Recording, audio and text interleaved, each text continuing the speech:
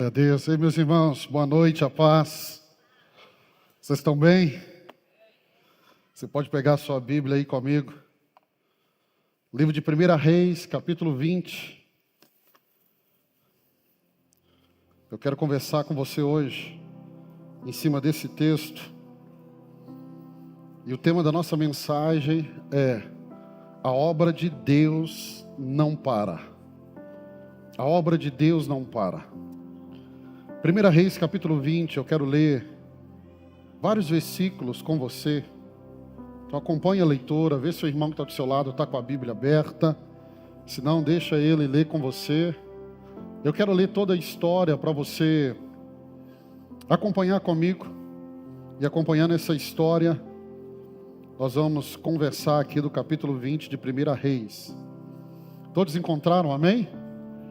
A palavra do Senhor diz assim: Ben-Hadad, rei de Arã, convocou todo o seu exército, e acompanhado de 32 reis, com seus cavalos e carros de guerra, cercou e atacou Samaria. Ele enviou mensageiros à cidade, a Acabe, o rei de Israel, que lhe disseram: isto é o que diz Ben-Hadad: a sua prata e o seu ouro são meus, e o melhor das suas mulheres e dos seus filhos também. O rei de Israel respondeu: que seja conforme tu dizes, ó rei meu senhor. Eu e tudo o que tenho somos teus. Os mensageiros voltaram ao rei e disseram: assim diz Ben-Hadad: mandei dizer a você que me dê a sua prata, o seu ouro, as suas mulheres e os filhos. Amanhã a esta hora enviarei os meus oficiais para vasculharem o seu palácio e a casa dos seus oficiais. Eles me trarão tudo o que você considera de valor. O rei de Israel convocou todas as autoridades do país e lhe disse: vejam como esse homem está querendo a nossa desgraça, quando mandou tomar as minhas mulheres e os meus filhos, a minha prata e o meu ouro, e eu não lhes neguei. As autoridades e todo o povo responderam: não lhes dê atenção nem concorde com as suas exigências. Então Acabe respondeu aos mensageiros de Ben-Hadad: diga ao rei meu senhor, o teu servo fará tudo o que exigiste da primeira vez, mas não posso atender a essa exigência. Eles levaram a resposta a Ben-Hadad. Então Ben-Hadad mandou esta outra mensagem a Acabe: que os deuses me castiguem com todo rigor, caso fique em Samaria pó suficiente para dar um punhado a cada um dos meus homens. O rei de Israel respondeu: digam-lhe, aquele que veste a armadura não deve se gabar como aquele que está tirando. Ben-Hadad recebeu essa mensagem quando ele e os reis estavam bebendo as suas tendas e ordenou aos seus oficiais: preparem-se para atacar a cidade. Assim eles o fizeram. Nessa ocasião, um profeta foi até Acabe, rei de Israel, e anunciou: assim diz o Senhor, vê este exército enorme? Hoje eu o entregarei nas suas mãos. Então você saberá que eu sou o Senhor. Por meio de quem ele fará isso? Perguntou Acabe. O profeta respondeu: assim diz o Senhor, ele o fará por meio dos auxiliares dos líderes das províncias. E quem começará a batalha? Perguntou. O profeta respondeu: você. Então Acabe convocou os auxiliares dos líderes das províncias, que eram 232 homens. Em seguida, reuniu o restante dos israelitas, 7.000 ao todo. Eles partiram ao meio-dia, enquanto Ben-Hadad e os 32 reis, aliados a ele, estavam se embriagando nas suas tendas. Os auxiliares dos líderes da província saíram primeiro. Nisso, representantes enviados por Ben-Hadad o informaram: saíram alguns homens de Samaria. Ele disse: quer tenham saído para a paz, quer para a guerra, tragam-nos vivos. Os auxiliares dos líderes das províncias marcharam para fora da cidade, com o exército na retaguarda, e cada um matou seu adversário. Diante disso, os arameus fugiram, perseguidos pelo israelita. Contudo, Ben-Hadad, rei de Arã, escapou a cavalo com algum dos seus cavaleiros. O rei de Israel avançou, matou os cavalos, destruiu os carros de guerra e infligiu grande derrota aos arameus. Depois disso, o profeta foi ao rei de Israel e disse: vá, fortalece a sua posição e veja o que deve ser feito, pois na próxima primavera o rei de Arã o atacará de novo. Nós estamos diante do capítulo 20. E o capítulo 20 talvez não seja o capítulo que nós mais ouvimos. O capítulo 17 de 1 Reis é o momento que Elias surge no cenário. Elias é considerado um dos maiores profetas do Velho Testamento. No Monte da Transfiguração com Jesus, ele aparece acompanhado de Moisés. Moisés simbolizando a lei, Elias os profetas. Elias é aquele homem que Tiago vai dizer que era homem sujeito às mesmas falhas que eu e você. E ele profetizou, liberou uma palavra, e por 3 anos e meio não houve chuva em Israel. Ele ora novamente, Deus responde a sua oração e manda chuva sobre a nação. Elias é aquele que no capítulo 18 sobe ao monte e desafia os profetas de Baal. É aquele que restaura o altar que estava quebrado. E por meio da sua oração, Deus responde com fogo. E a resposta de Deus com fogo, a oração de Elias, faz com que toda a nação, pela primeira vez na história, toda a nação, em uma só voz, vai fazer uma declaração: só o Senhor é Deus. Mas nós entramos no capítulo 19, o capítulo 19 é o momento que Elias, esse campeão de Deus, ele está desanimado ao ponto de ir para Judá, deixar o seu moço e sozinho entrar para o deserto, deitar debaixo de uma árvore e pedir a Deus que o mate. Ele vai dizer: eu não sou melhor do que os meus pais, eu não sou melhor do que ninguém, tira a minha vida.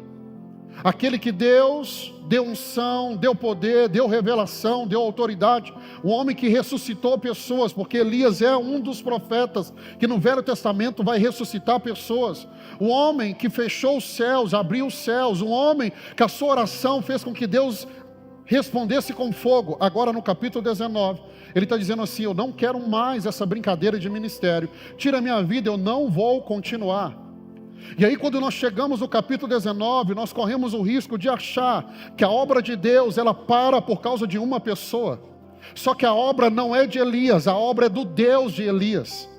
Eu vim aqui nessa noite, eu quero te ensinar algo poderoso. A obra de Deus vai continuar, com você ou sem você, comigo ou sem mim. A obra de Deus não para. O capítulo 19 é o momento que a gente pensa: Elias, o profeta, não quer mais continuar. Então Deus diz para ele: procura um sucessor. E no próprio capítulo 19 ele encontra Eliseu, seu sucessor. Só que Eliseu estava arando a terra. Eliseu ainda não estava preparado para o ofício profético. Nós vamos ver que Eliseu vai estar preparado lá na frente. Não tinha alguém para exercer naquele momento a voz profética, porque Elias está dizendo: eu não vou fazer mais, e Eliseu não está pronto. Aí nós entramos no capítulo 20, e o capítulo 20, ele começa a nos mostrar uma realidade, que a obra de Deus não para, e ela nunca parou. E você precisa ter isso no seu coração: a obra de Deus, ela não para, e ela nunca vai parar. Este é o grande tema desse capítulo. Não é apenas uma batalha entre Acabe e Ben-Hadad, não é, mas é Deus dizendo assim: se no capítulo 19, o homem a qual eu investi, o homem a qual eu preparei, o homem a qual eu estava usando, ele disse: não, eu não vou continuar. No capítulo 20, precisa de um novo profeta. Deus levanta um novo profeta.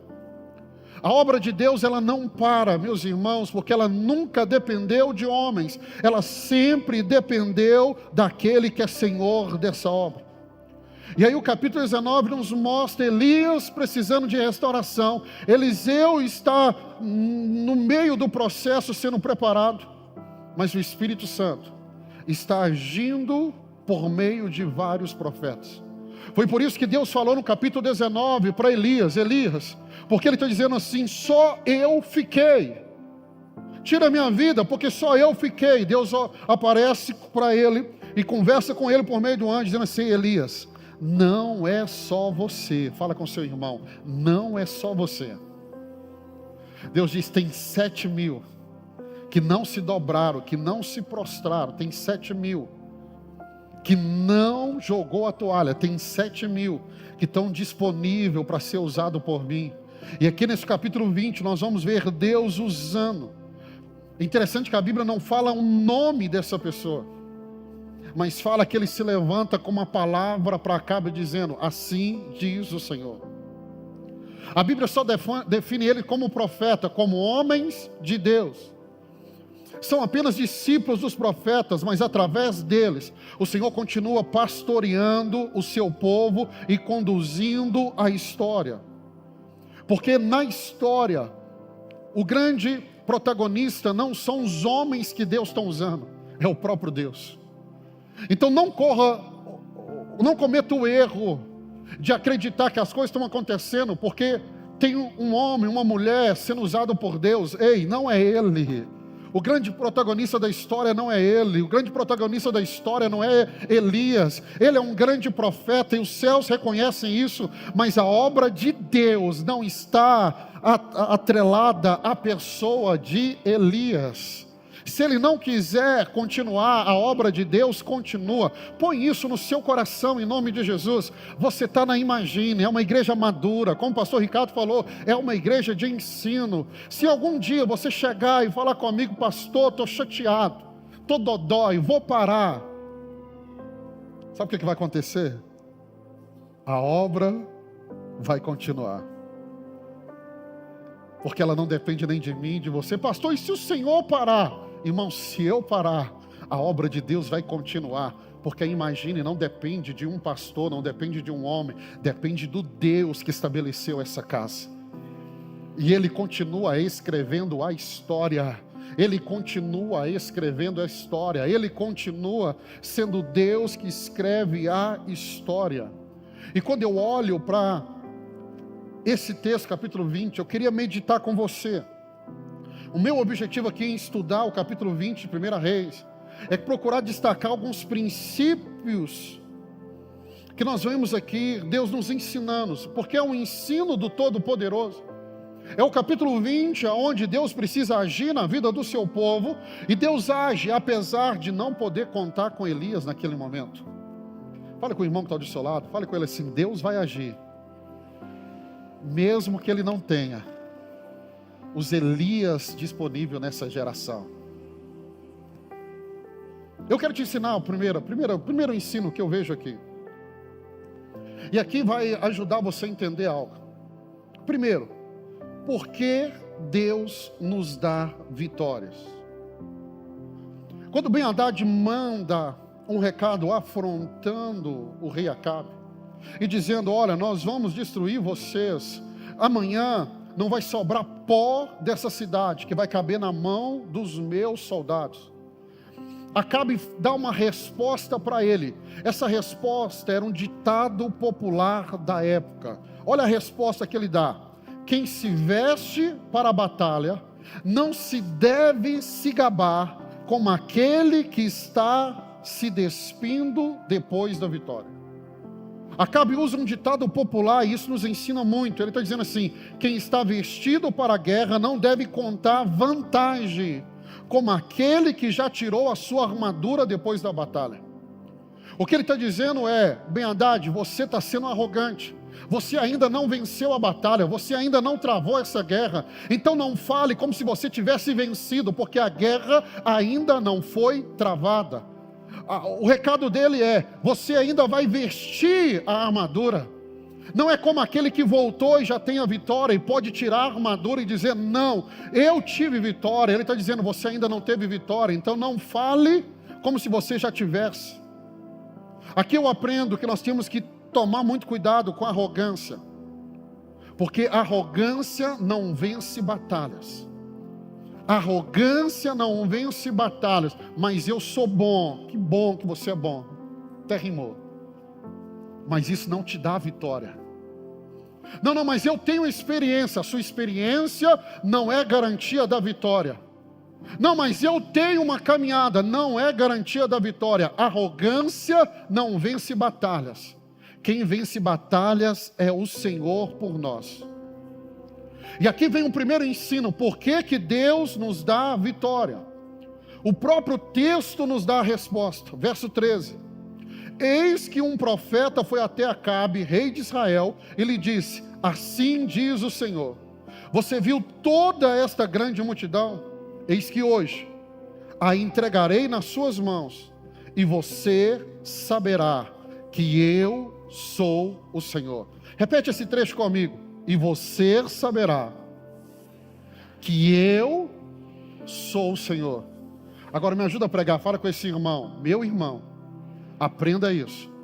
2025, no ano dos milagres, o que Deus vai fazer na sua vida tem um propósito: fazer você crer e reconhecer que apenas Ele é Senhor na sua vida. Por que que Deus nos dá vitória? Ele nos dá vitória para que nós saibamos quem Ele é. Por que que Deus dá vitória ao seu povo? Para que o seu povo saiba quem Deus é. Quando Deus se manifesta na nossa vida, não é porque você é bonito, não é porque você é ungido, não é porque você é a última Coca-Cola do deserto. Nunca foi sobre você, foi sempre sobre Ele. Quando Ele manifesta, Ele está revelando a mim e a você quem Ele é.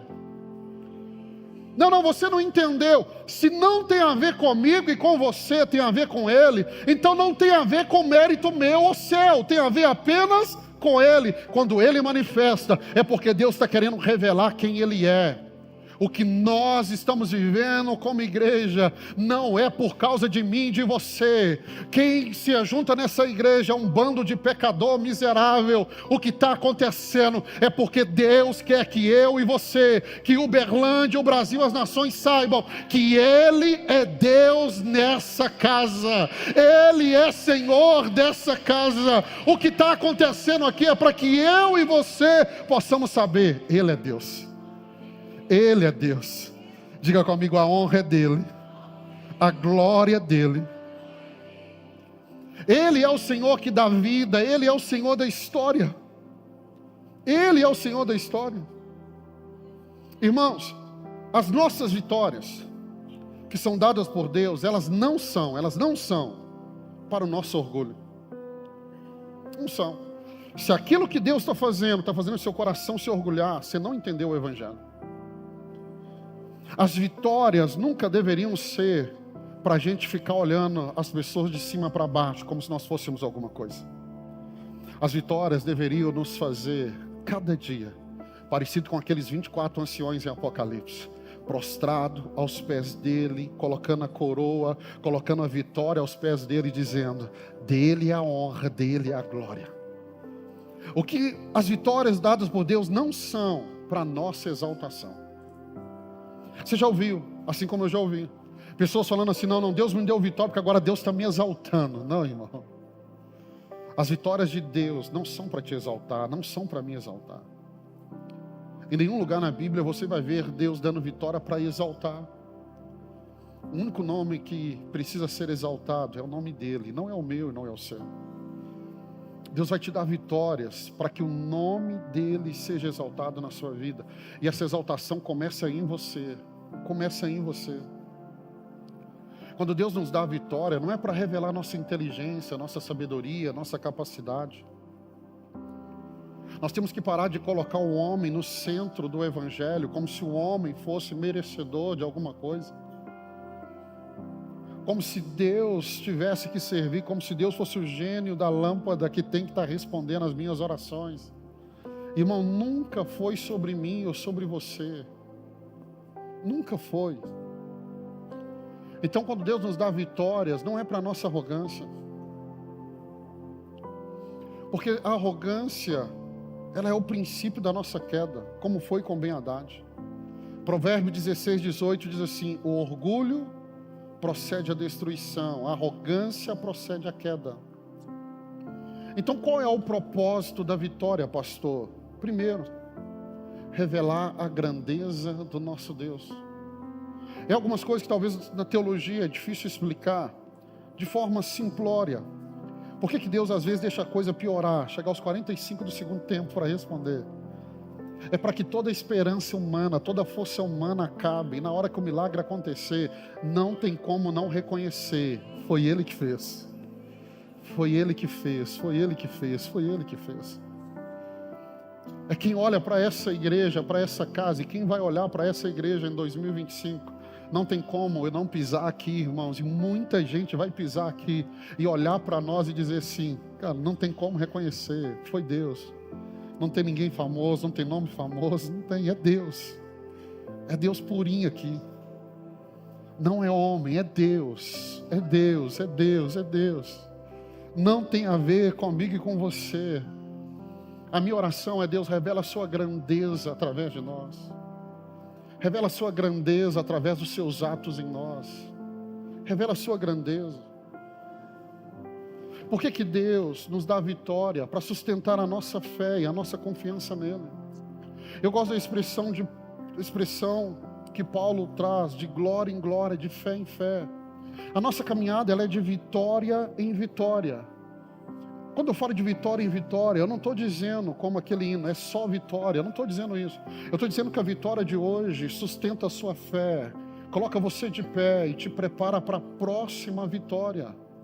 E se está tendo vitória é porque teve batalha. Por que que eu e você estamos de pé, apesar de tantas batalhas? É porque as vitórias que Deus tem nos dado até aqui, tem ativado a nossa fé, tem nos sustentado, tem nos levado a crer que Ele vai fazer de novo. Por que que Deus nos dá a vitória? Para que o nome dEle seja glorificado. Por que que Deus nos dá a vitória? Para que nós possamos viver dependente dEle. Por que que Deus nos dá a vitória? Porque nós temos uma visão do impossível. Mas Ele transforma o impossível em possível. Hoje eu quero ensinar para você aqui, imagine.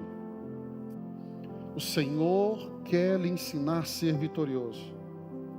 E o grande princípio é se perguntar: por que Deus deveria me dar a vitória? Por que que Deus pode te dar a resposta que você quer? Se Deus entregar a resposta, te dar a vitória no que você precisa, o nome dEle vai ser glorificado, o nome dEle vai ser honrado. Eu te faço uma pergunta, você não precisa me responder, mas eu te faço uma pergunta.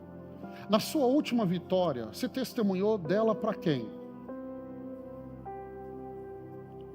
Você contou dela para quem? A resposta, a última resposta que você teve, a última bênção, você contou para quem? Porque quando Ele nos dá a vitória, é para que o nome dEle seja glorificado. É para que o nome dEle seja exaltado, é para que Ele que está no centro, e não eu e você, Ele. Deus não tem problema nenhum em de nos entregar, de nos dar, de nos abençoar.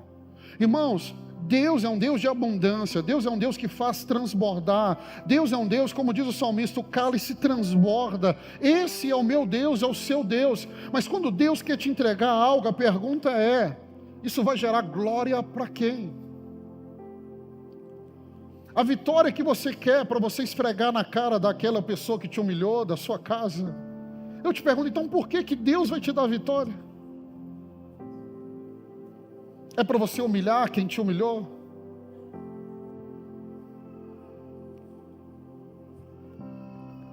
A razão é Ele.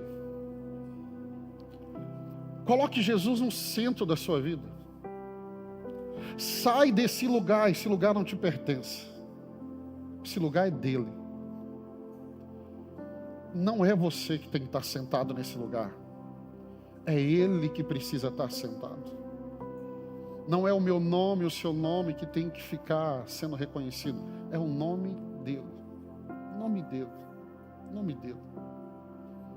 Você parou para se perguntar por que que Jesus, que era um homem mais famoso daquela época, porque na hora dele ser preso, foi necessário que Judas desse a ele um beijo, para que ele fosse identificado no meio de um grupo de 11 apóstolos. Porque sendo quem ele era, irmãos, apesar de tudo o que ele era tão simples, que se Judas não mostra quem é, os soldados teriam dificuldade de reconhecê-lo no meio de um grupo de 12 pessoas. O cuidado que nós precisamos ter como igreja, para esse novo tempo que nós estamos caminhando, é que nunca venha no seu coração de você querer ser a pessoa que mais aparece no meio de milhares de pessoas. O nome que nós devemos exaltar aqui é sempre o nome dele. É o nome dele, é o nome dele. E isso quer dizer que é necessário uma entrega constante. Eu entrego a glória a ele. Eu entrego a honra a ele. É dele, é tudo dele, tudo dele. Por ele e para ele são todas as coisas. Mas eu aprendo a segunda coisa.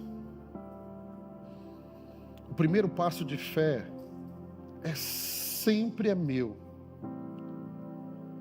Olha o verso 14, olha a pergunta de Acabe. Acabe perguntou: por meio de quem se dará isso? Ele respondeu: assim diz o Senhor, pelo servo dos chefes das províncias. Acabe perguntou: quem começará a batalha?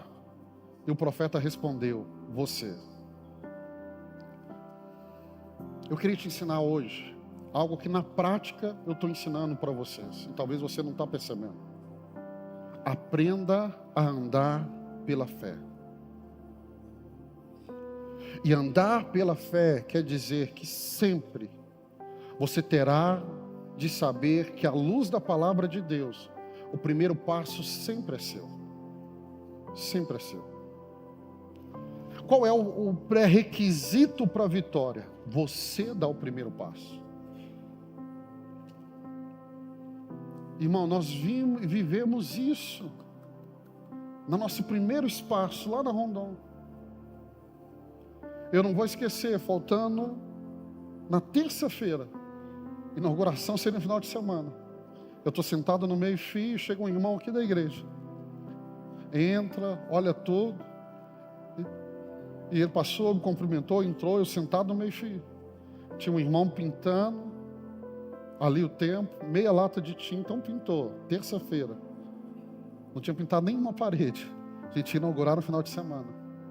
Esse irmão volta e fala assim: pastorzão, estou duvidando do senhor não, mas você não inaugura isso aqui domingo não. Falei: inauguro? Mas você nem me conhece ainda. Eu inauguro. Falou: como? Tem um pintor? Põe mais pintor nessa obra. Se você não colocar pelo menos 5 pintores, não pinta até domingo. Eu estou falando para o senhor. Eu falei com ele: o problema não é o pintor, eu tenho os pintores. Ele falou: por que você não colocou?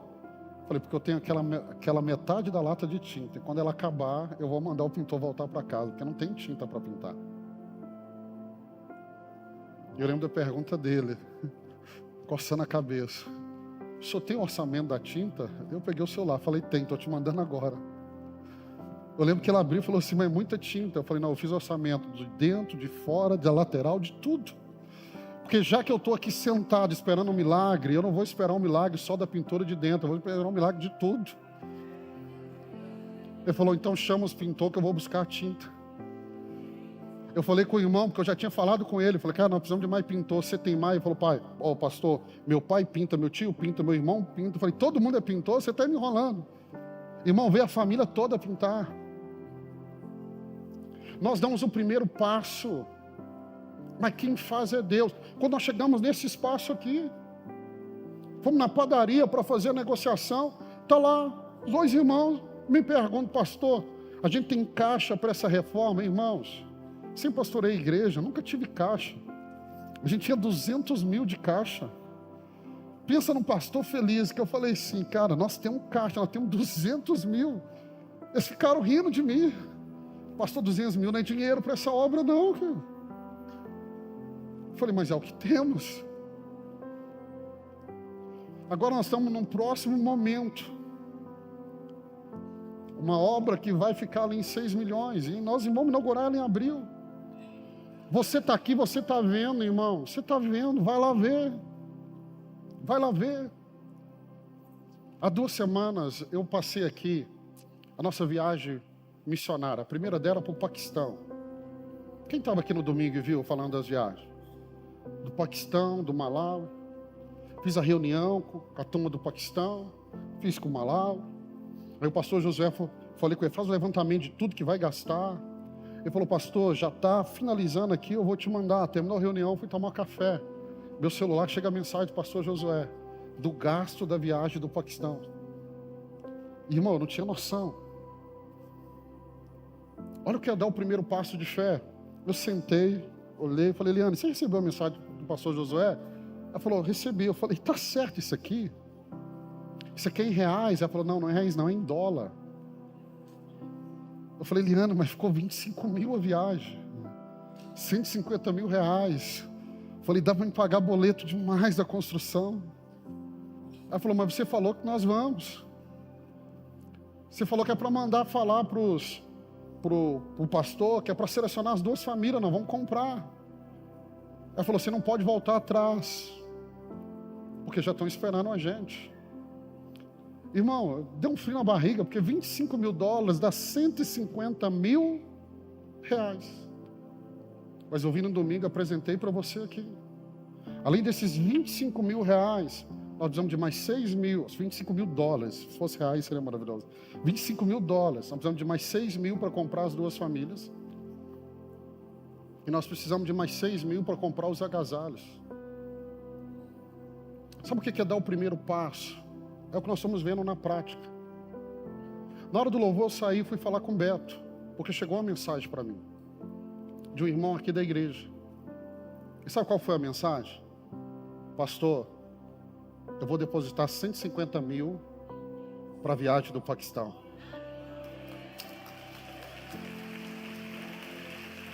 Quando nós damos o primeiro passo, Deus faz.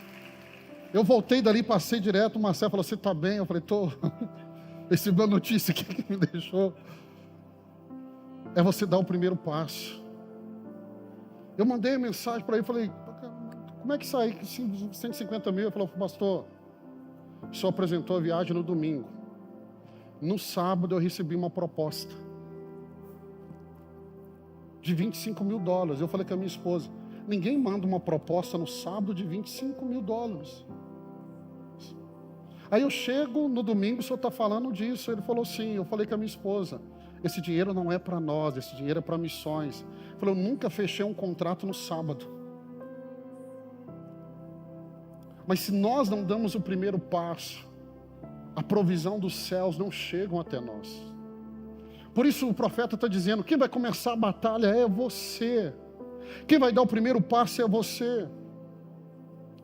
Só que nós ouvimos a voz de Deus e nós estamos esperando que alguma coisa mude, que venha algum sinal para mim, para que eu possa movimentar. Não, irmão, se você está precisando de sinais para movimentar, é porque você ainda não está se movendo por fé. Fé não precisa de sinais, fé precisa só de uma palavra.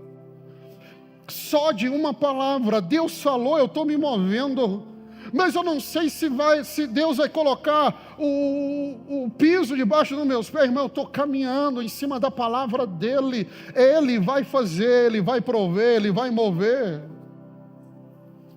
É como aqueles 10 leprosos falam para Jesus: Jesus nos cure. Jesus diz assim: eu quero que vocês sejam curados. Vai mostrar ao sacerdote. Eles foram em cima da palavra de Jesus, e a Bíblia diz que à medida que eles caminhavam em cima da palavra, eles foram curados. Nós precisamos começar a caminhar por fé, dar o primeiro passo. Não, pastor, eu vou ser envergonhado. Se foi Deus que falou, Ele não vai deixar você ser envergonhado. Porque você precisa entender o que eu falei aqui do primeiro ponto. A vitória não é sobre você, é sobre Ele. A vitória é para engrandecer o nome dEle, não o seu nome. Então, se você está dando um passo de fé, deixa eu dizer algo para você: Ele é um Deus zeloso que zela pelo nome dEle. Então, meu irmão, não se trata de você, se trata dEle. Ele vai fazer, não é porque você merece, porque você é bom, porque você é bonito. Ele vai fazer, porque Ele não vai deixar que o nome dEle seja envergonhado. Ele vai fazer porque a palavra veio dEle, saiu da boca dEle, é para a glória dEle, é para a honra dEle. Então Ele está dizendo nessa noite: pode caminhar, pode dar o primeiro passo. Ele vai fazer. Pastor, eu queria saber como, irmão. Se Deus falar como Ele vai fazer, perde a graça. Tão gostoso viver isso aqui. Você está num culto para pregar e ver uma mensagem. Podia chegar outra aqui para pagar as contas da igreja. Você tem meu WhatsApp aí? Eu estou profetizando que eu vou receber mensagem, irmãos. Eu vou receber mensagem de doações de milhões, vai chegar aqui, para a casa de Deus, para a obra de Deus, vai chegar. Dá o primeiro passo, pode caminhar. Dá o passo de fé. Dá o passo de fé. Pastor, mas quando eu dou um passo de fé, dá frio na barriga, irmão, dá na barriga, dá na espinha, dá em tudo. Dá em tudo. Pastor Eliane está lá em São Paulo, deve estar assistindo. Meu amor, não vai precisar vender seu carro mais. Deixa eu te fazer uma pergunta. Até quando você vai esperar para você dar o primeiro passo? Até quando? Até quando você vai esperar para dar o primeiro passo? Porque Acabe está dizendo assim, quem vai começar? Porque é muito bom se qualquer um outro começasse. Porque se o outro começar e der errado, ele vai dizer, não foi eu que comecei. Mas deixa eu dizer algo para você, Deus está dizendo, é você. Porque a vitória que vai chegar para você. Quando eu e você deixamos de dar esses passos, irmãos. Aí a terceira coisa que eu aprendo aqui, a estratégia de Deus sempre será inusitada. A pergunta de Acabe é, por meio de quem se dará isso? Verso 14. O Senhor diz, pelos servos das províncias. Gente, Deus é sabedoria elevada à potência infinita. O que eu estou querendo dizer? Não tem sabedoria maior do que a de Deus. Não tem. Só que quantas vezes nós não confiamos na estratégia que Deus nos deu? Por quê? Porque nós dizemos assim, não faz sentido. Sabe por que a estratégia de Deus não faz sentido? Porque ela não foi elaborada por mente humana. Ela foi elaborada por Deus. Quem compreendeu a mente de Deus? Quem compreendeu a mente de Deus? Você precisa entender, Deus chega para Moisés e fala assim, Moisés, pega o cajado, toca no mar. Toca no mar. A gente imagina um mar se abrindo, a gente imagina que Deus vai fazer alguma coisa totalmente grande. Ele fala, só toca. Você tem confiado nas estratégias que Deus tem dado? Ele diz assim, pega o chefe das províncias. São governadores da região. Nós temos um exército incontável do lado de fora. Deus diz assim, pega o chefe das províncias. Dão 230 pessoas e fala assim, manda eles primeiro para a batalha. E manda eles com as roupas dele de chefe da província. Nem a armadura Deus colocou neles. Numa guerra faz sentido você pegar chefe de província com vestimentas do trabalho deles e mandar para frente da batalha? Na mentalidade humana nós vamos falar, não precisamos de carro de guerra, não precisamos de cavaleiros, nós precisamos de homens preparados, nós precisamos de exércitos. Só que Davi já tinha nos alertado, uns confiam em carro, outros confiam em cavalos, mas nós confiamos em Deus. E Deus falou, essa batalha não vai ser vencida com carros e cavalos. Manda 230 homens com vestimentas nobres para frente de batalha. Deixa o resto comigo. Ei, eu aprendi algo, eu quero te ensinar. Não tente entender as estratégias de Deus. Não faz sentido. Alguma delas beira a loucura na mente humana. Mas Deus falou, Deus vai fazer. A Bíblia diz que a Ben-Hadad estava na companhia de 32 reis. Não era um exército vindo contra Samaria, era 33 reis. Ben-Hadad com mais 32. E Deus dá uma estratégia que não faz sentido. Eu queria incentivar você, ore, fale, Deus, me dê estratégia no meu negócio, me dê estratégia. E muitas estratégias que Deus vai te dar não vai fazer sentido na sua cabeça. Não tem nada a ver com o que você aprendeu na faculdade, não tem nada a ver com o que você aprendeu num curso de treinamento, não tem nada a ver. É uma estratégia que vem dos céus, é uma estratégia que vem de Deus, da mente de Deus, não vai fazer sentido. A Ruth Catala vai estar conosco aqui. Da última vez que ela teve, ela sentou na hora do jantar e o olhinho dela brilhava e falava: pastor, qual é a sua estratégia de evangelismo? E ela pegou o caderninho: eu quero anotar qual é a estratégia de evangelismo. Eu falei: nós não temos. Ela falou: não, mas tem. Todo mundo está falando do crescimento, eu estou vendo o crescimento. Qual é a sua estratégia? Eu falei: pastora, nós não temos estratégia. Não, os jovens da igreja saem para evangelizar. Eu falei: não sai ninguém. Não, mas o que o senhor faz? Eu falei: não tem. Não tem estratégia. Ela disse: mas eu não consigo entender como que uma igreja cresce sem estratégia de crescimento. Ela falou: não faz sentido na minha cabeça. E eu disse para ela: porque a sua cabeça quer um modelo, uma estratégia humana. Não tem estratégia humana, é Deus que está fazendo. É Deus que está mandando, é Deus que está movendo as pessoas. Não tem uma estratégia. Deus não mandou a gente fazer nada. Deus não mandou a gente sair. Deus não mandou. Irmão, me fala qual dia, nesses 5 anos que eu cheguei nesse altar e falei para você convidar alguém para vir para a igreja.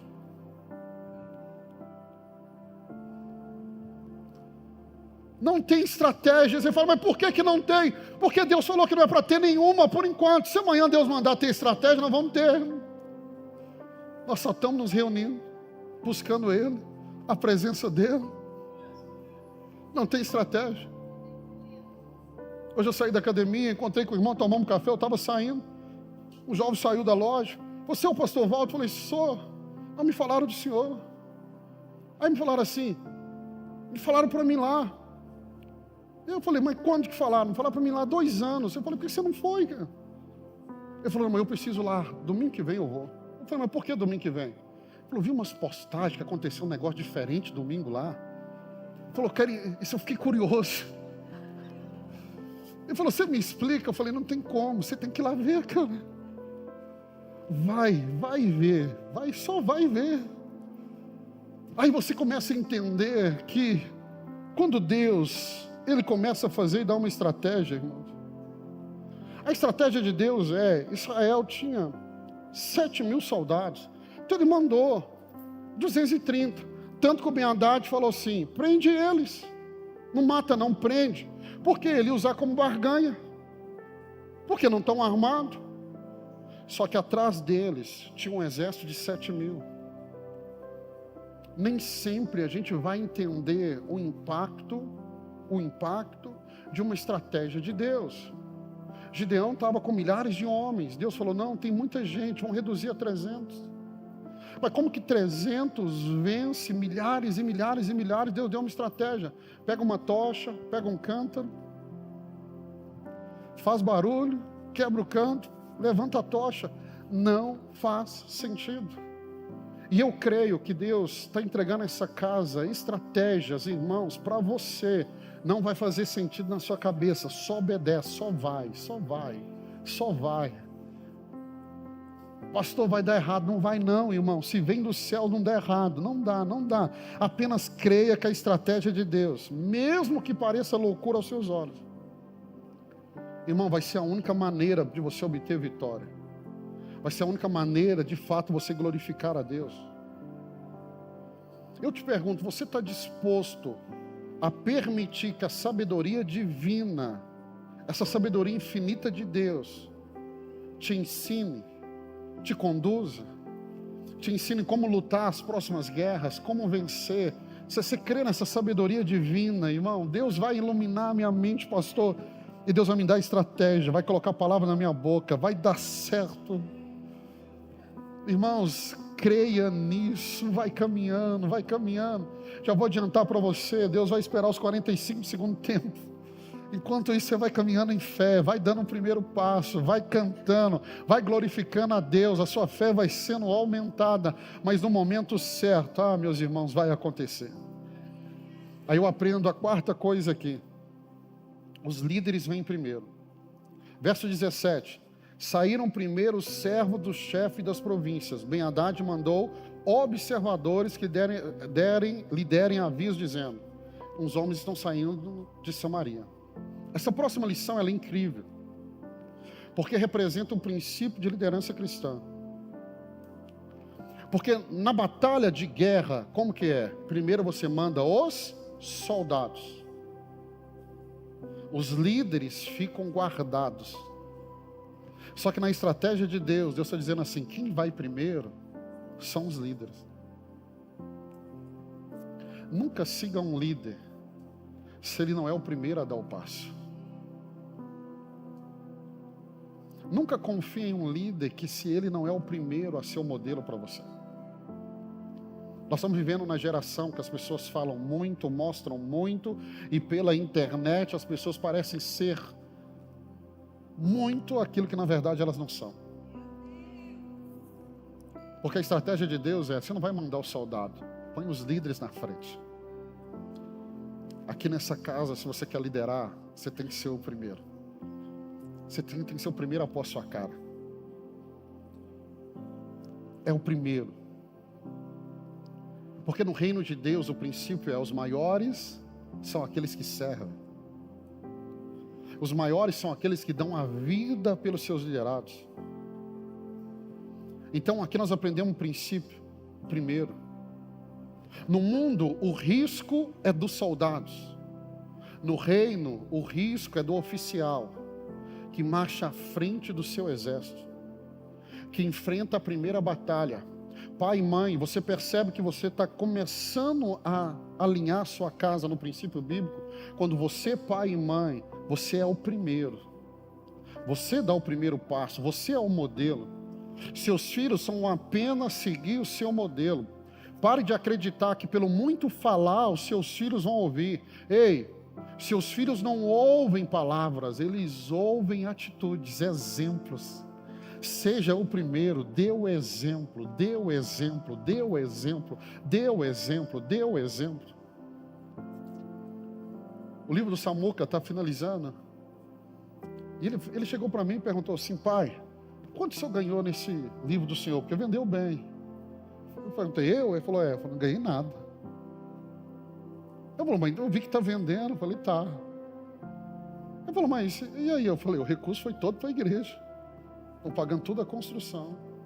Eu falei, por quê? Ele falou assim, não, porque eu queria comprar um carro. Então eu pensei assim, se eu vender o meu livro, dá para comprar um carro, né? Eu falei, com certeza dá. Aí teve aquele silêncio, ele desligou, passou 5 minutos, ele ligou. Ele falou assim, pai, estou sentindo no meu coração que eu também tenho que doar para a construção. E eu falei, eu estou sentindo do lado de cá que tem que dar.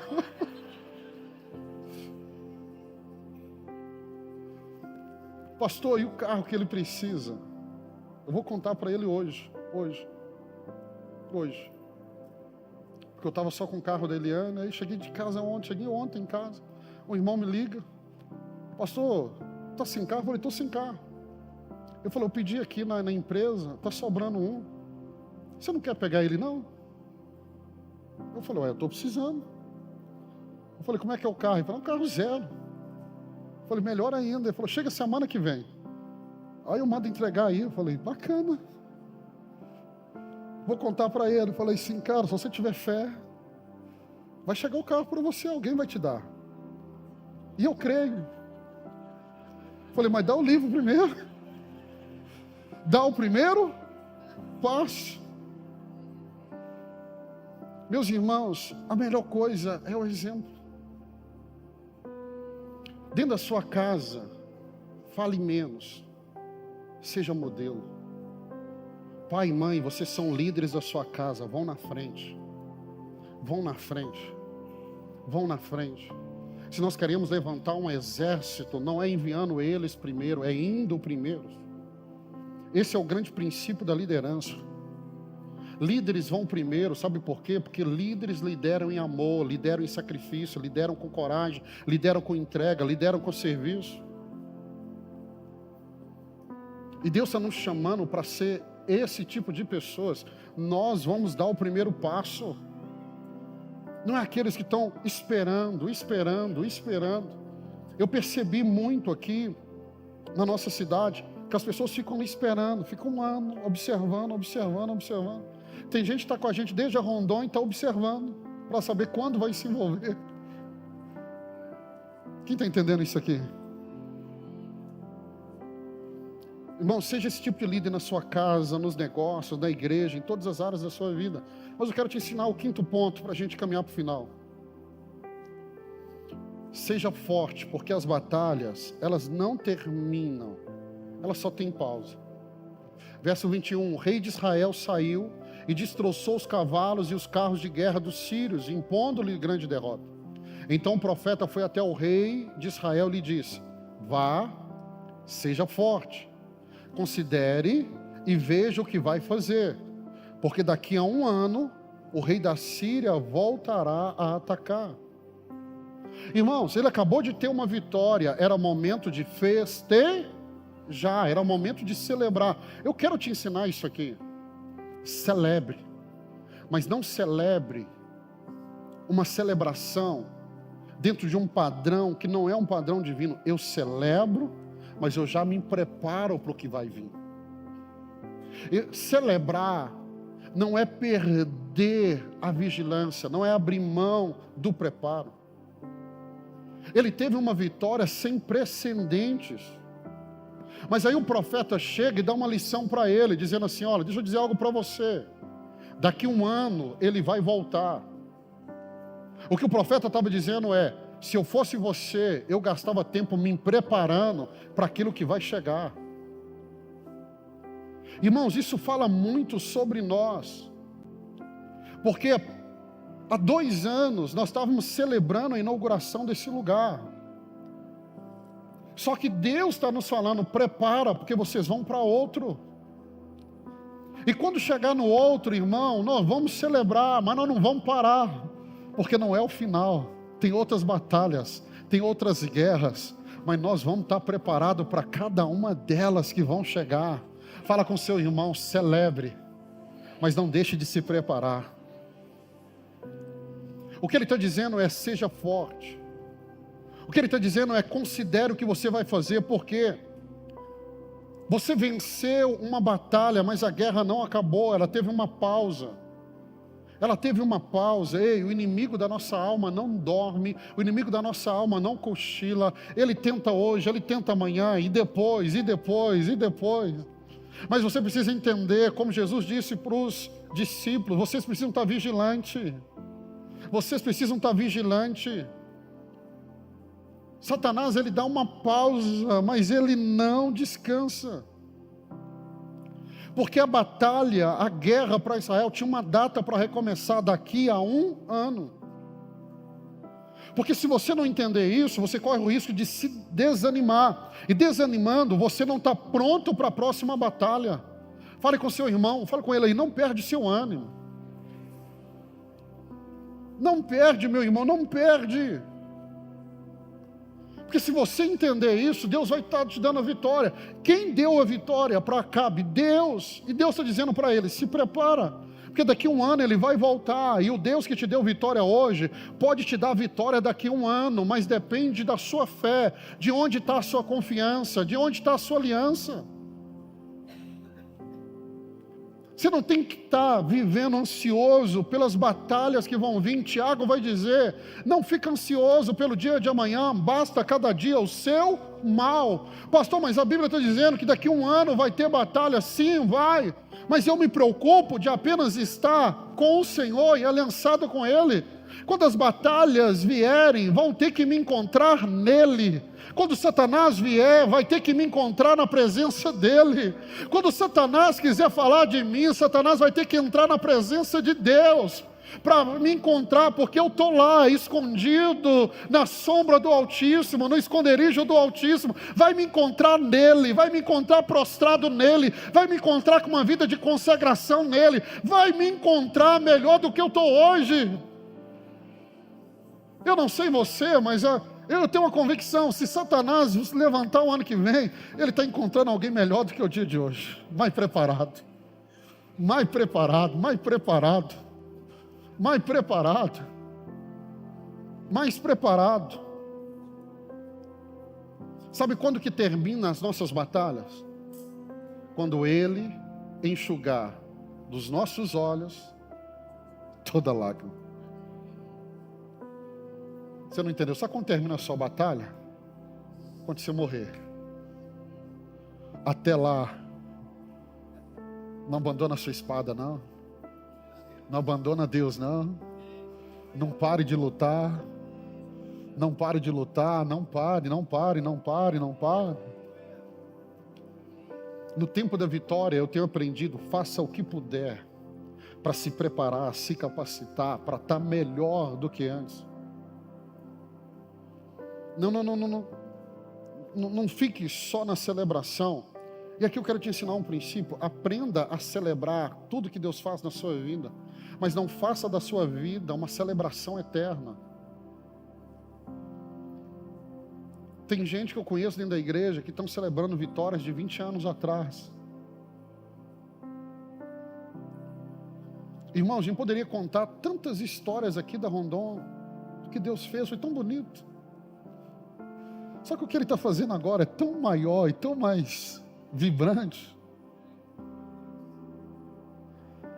Você vai lembrar que você estava na Rondon, nas últimas semanas eu fiz o desafio para a gente comprar o LED.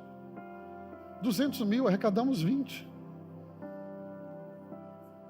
Aí estávamos aqui, o irmão chegou e falou assim: pastor, mas sem um LED está vazio. Eu falei: não tem dinheiro. Ele falou: eu empresto. Eu falei: então vamos comprar.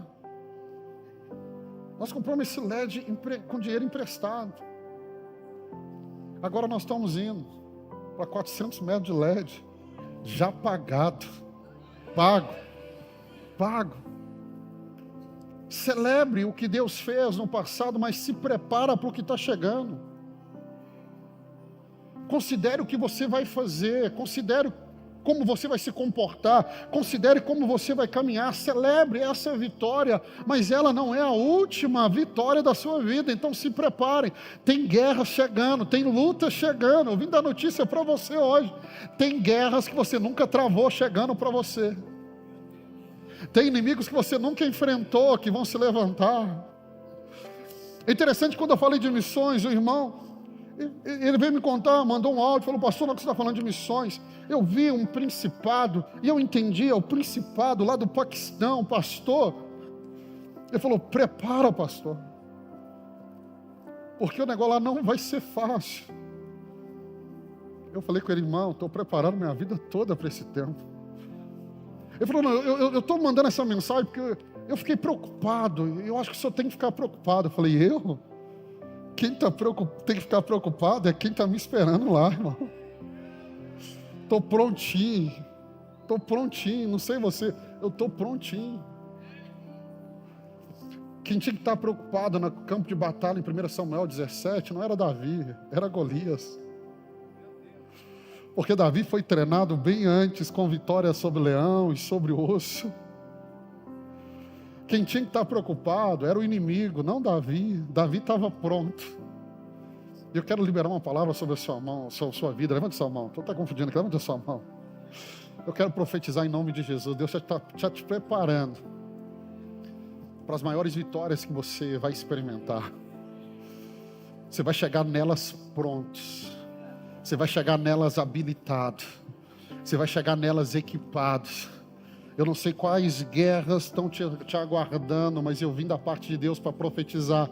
Você vai chegar nessas guerras prontos, preparados, equipados. A unção na sua vida vai ser a unção que você precisa para essas guerras. Deus vai te dar experiências, estratégias. Deus vai te dar recursos financeiros, conexões. Deus vai colocar pessoas para sustentar os seus braços, como sustentou os braços de Moisés. Você vai chegar pronto para as próximas batalhas. Você vai chegar pronto, irmão. Você vai chegar pronto. O pastor Varley, a gente conversando, ele fez uma pergunta. Falou: pastor, você está pronto para daqui a alguns anos? Aí imagina, com 40, 50, 60 mil membros dentro de Uberlândia.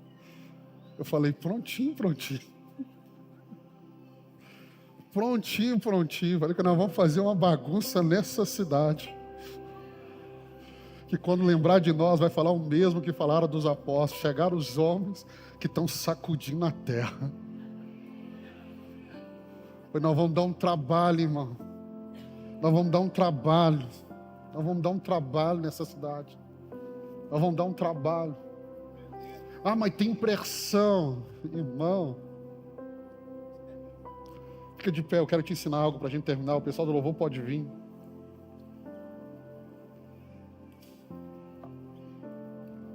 Eu ouço muitas pessoas me perguntarem isso: pastor, como é que o senhor lida com a pressão da igreja? Desse crescimento, de tudo que está vindo. Vou te ensinar o segredo. Sabe por que a pressão, ela dói tanto, ela incomoda tantas pessoas? Sabe por que pessoas estão paralisando com medo da pressão que vai vir com o crescimento? Por que tem pessoas aqui, você tem medo do crescimento, medo do que Deus pode fazer na sua vida, no seu ministério, na sua empresa? Você tem medo da pressão que está vindo. Sabe por quê? Porque você ainda não visitou o Getsemane. Depois que você visitar o Getsemane, nunca mais você vai ter medo de pressão. Getsemane é a junção de duas palavras, Jet e Semane. Getsemane era o lugar onde simbolizava, onde a azeitona era prensada. Para quê? Para tirar o azeite. Você percebe a angústia de Jesus no Getsemane. Ao ponto, a Bíblia diz, dele orar e suar e transpirar sangue. Mas você não percebe uma angústia na mesma dimensão na cruz. Por mais que na cruz todo o pecado da humanidade estava sobre ele, ao ponto dele dizer: Deus meu, por que me desamparaste? Você não vê nele, no corpo dele, uma reação como foi no Getsemane. E a pergunta que a gente faz é: por quê? Porque se eu perguntar para você, você tem a resposta para mim. O que era mais pesado, o Getsemane ou a cruz? Porque do Getsemane ele saiu vivo, da cruz ele saiu morto. Então a cruz era mais difícil. Mas por que ele chegou na cruz e não transpirou sangue? Por que na cruz ele não diz: a minha alma está angustiada até a morte? A diferença do Getsemane e a cruz é porque no Getsemane é onde ele foi esmagado. Quando ele chegou na cruz, ele já estava esmagado. O que eu quero ensinar para você é: não tem como exercer pressão sobre quem já foi esmagado. Não tem como exercer pressão para quem já foi prensado. Não tem como, crescimento não vai gerar pressão para quem já passou por Getsemane, já foi esmagado, irmão. O problema é que você não deixou ele te pressionar, não deixou ele te esmagar, você ainda está inteiro. Mas deixa eu dizer algo para você: sabe o que é o melhor? É ser esmagado por ele. Porque quando você é esmagado por ele, você sai vivo, pronto para enfrentar a cruz, mesmo que a cruz vai te custar a vida. Por isso que ele levanta do Getsemane, ele diz assim: chegou a hora. Por isso que ele levanta do Getsemane, ele fala para os discípulos: chegou a hora das trevas reinarem. Ele não tinha receio nenhum das trevas estarem reinando sobre ele. O próprio Jesus diz: é tempo das trevas reinarem. Elas estão reinando, elas estão governando, elas têm o domínio, mas não tem como ela exercer mais pressão, porque eu já suportei a pressão que o Pai e os céus exerceram sobre mim. Não tem como ela me esmagar mais, eu já estou esmagado. Em outra palavra, ele está dizendo assim: eu estou pronto. Eu estou prontinho.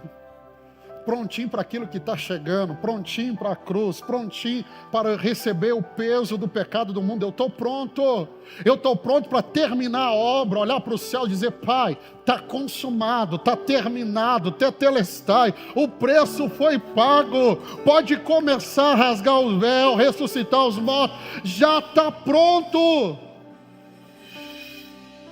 Fala com o seu irmão: vai para o Getsemane, deixa ele te esmagar.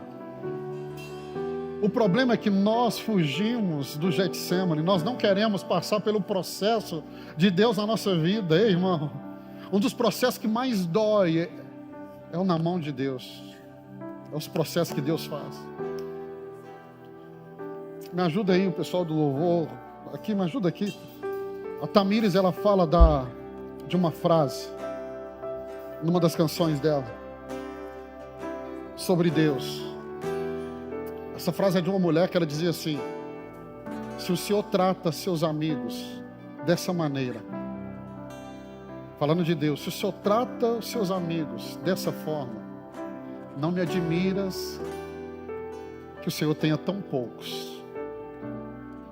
Essa frase é de uma mulher falando daquilo que ela observou, de como Deus trata os amigos dele. Deus tem mais prazer em esmagar os amigos do que os inimigos. Deus tem mais prazer em esmagar os amigos do que os inimigos. Deus tem mais prazer em esmagar os amigos do que os inimigos. E sabe por que Deus tem prazer em esmagar os amigos? Porque Ele sabe o que esses amigos vão gerar, o que Ele vai extrair deles. Ele sabe que quando Ele esmaga um amigo, não sai murmuração, sai adoração. Ele sabe que quando Ele esmaga um amigo, esse amigo não recua. Esse amigo diz: eis-me aqui, eu estou pronto. Quando Ele esmaga um amigo, o amigo não vira as costas. O amigo se aproxima dele e diz assim: eu estou pronto para fazer o que o Senhor me chamou. Sabe por que Ele esmaga um amigo? Porque Ele pode confiar a esse amigo os seus maiores sonhos, os seus maiores propósitos. Esse amigo nunca vai abandonar o que o Pai colocou na mão dele, mesmo que isso custe tanto.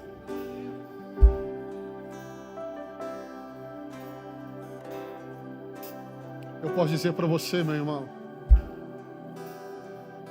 a gente conta um pouquinho da nossa história aqui, mas sabe que seu pastor já foi esmagado, e não foi pouco não. E eu creio que Deus está preparando essa casa de homens e mulheres que Ele vai levar para o Getsemane, Ele vai prensar. E Deus vai levantar uma geração que não tem medo do peso. Deus primeiro nos esmaga, para depois Deus colocar sobre os nossos ombros o peso que nós precisamos carregar. Por isso que Deus leva Jesus para o Getsemane para esmagá-lo, para depois do Getsemane colocar no ombro dele uma cruz tão pesada.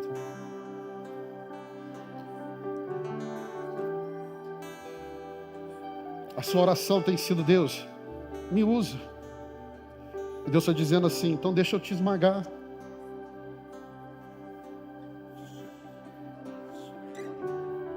E aí eu vou colocar sobre você uma unção. E você vai conseguir suportar o peso dessa unção, a responsabilidade dessa unção.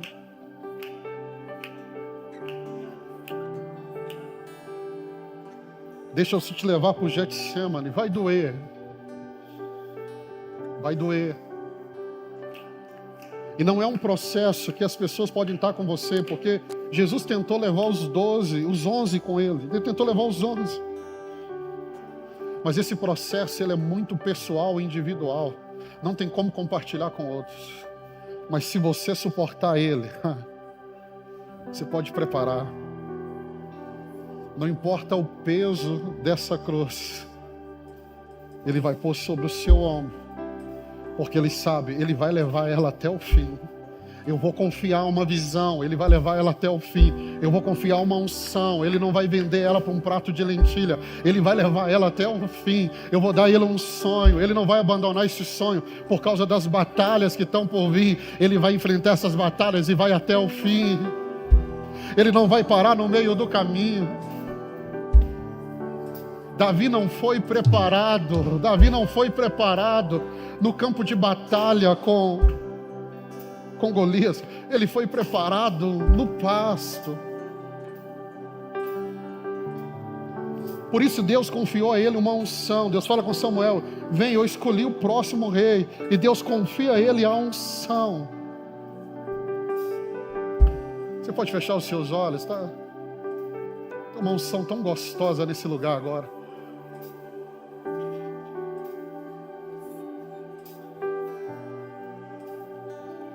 Pastor, mas está me esmagando demais. Preocupa não.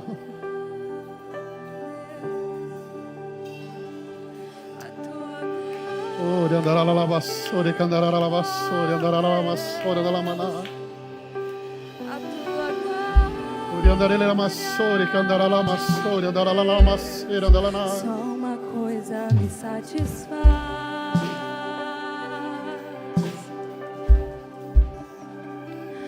a tua glória, ó Deus, a tua glória.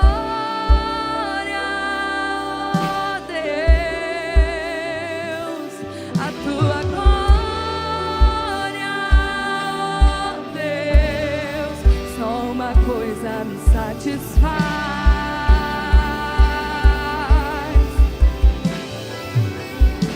a tua glória, Deus, a tua glória, Deus, a tua glória, Deus, só uma coisa me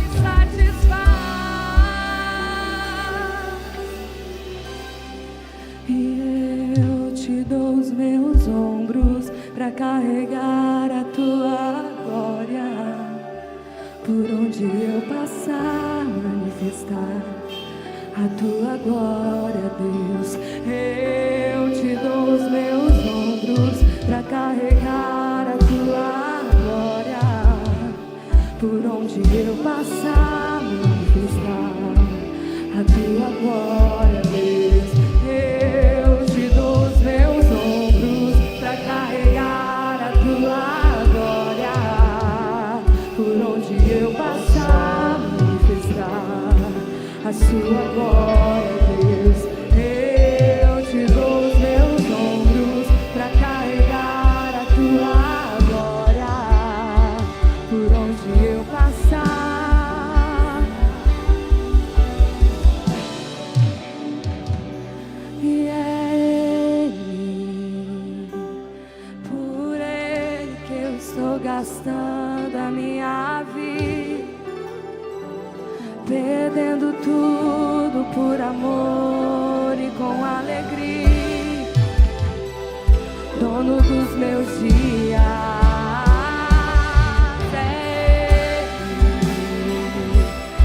Gastando a minha vida, perdendo tudo por amor e com alegria, dono dos meus dias.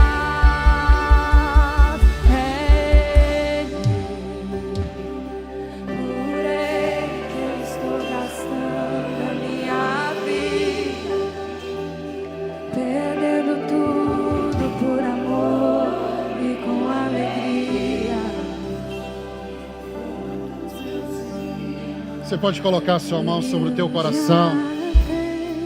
Repete comigo essa oração. Você que está em casa também, ore comigo dizendo: Senhor Deus e meu Pai, nessa noite eu abro o meu coração e eu te convido, Jesus, seja meu Senhor, seja meu Salvador, perdoa os meus pecados, escreve o meu nome no livro da vida. Senhor, eu que um dia andei nos teus caminhos e me afastei, hoje, arrependido, eu volto para a tua casa, para a tua presença, em nome de Jesus. Com seus olhos fechados, talvez nessa noite você entrou aqui pela primeira vez, e pela primeira vez você fez uma oração como essa. Pela primeira vez você orou entregando a sua vida, o seu coração a Jesus. Ou quem sabe você entrou aqui e um dia você andou com Ele, caminhou com Ele, mas por algum motivo você se afastou, e hoje você volta para a presença dEle. eu quero fazer a última oração dessa noite. Eu vou orar por você. E eu queria orar apenas por você que hoje está entregando a sua vida a Ele, ou você que está voltando para a presença dEle. Mas para que eu ore pela sua vida, eu queria um sinal da sua parte, que você levantasse uma de suas mãos bem alto onde você está, e eu quero te abençoar no nome de Jesus. Isso. Deus te abençoe, Deus te abençoe, Deus te abençoe, Deus te abençoe, Deus te abençoe, Deus te abençoe, Deus te abençoe, Deus te abençoe, Deus te abençoe, Deus te abençoe, Deus te abençoe, Deus te abençoe. Lá no fundo, Deus te abençoe, Deus te abençoe, Deus te abençoe, Deus te abençoe, Deus te abençoe, Deus te abençoe. Lá atrás, Deus te abençoe, Deus te abençoe, Deus te abençoe. Deixa eu fazer essa oração por você, deixa eu orar por você. Você que levantou a sua mão, sem nenhum constrangimento, eu queria convidar você a sair do seu lugar e vir aqui diante do altar receber essa oração. Você que levantou a sua mão, vem aqui, venha receber essa oração. Venha receber essa oração. Você que está entregando a sua vida para Jesus, você que está voltando para Ele. Vem em meus braços descansar.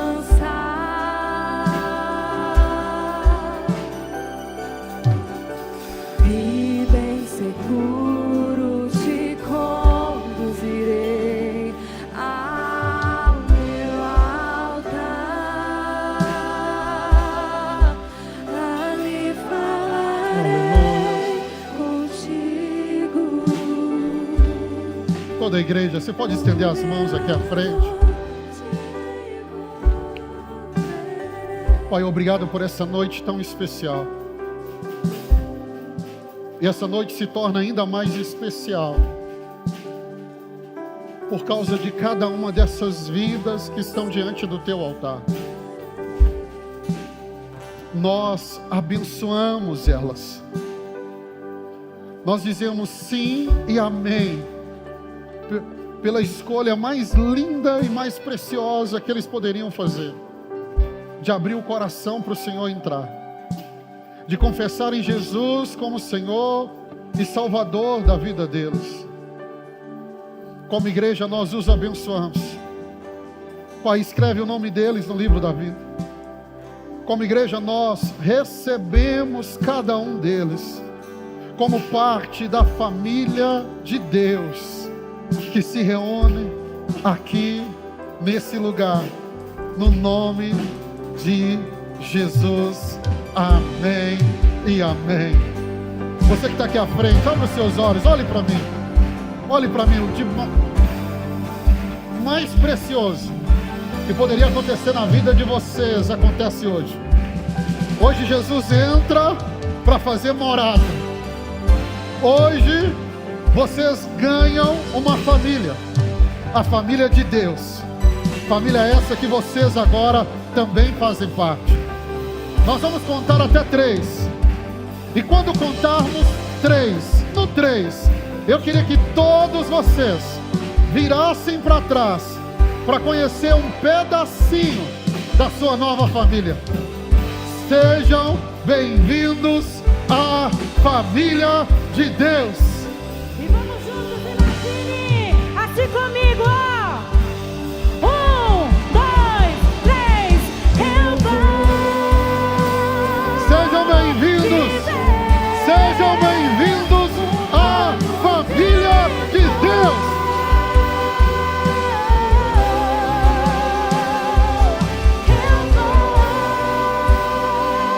Sejam bem-vindos, bem-vindos, bem-vindos. Sejam bem-vindos à família de Deus.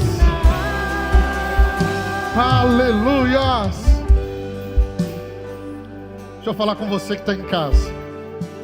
Você também pode fazer parte dessa família. Esse telefone que aparece aqui agora, nós temos pastores de plantão.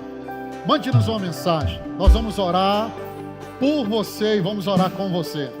Seja bem-vindo à sua casa, seja bem-vindo à sua igreja, seja bem-vindo a Imagine.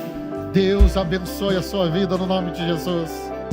Você pode levantar uma de suas mãos aos céus. Que Deus continue te abençoando.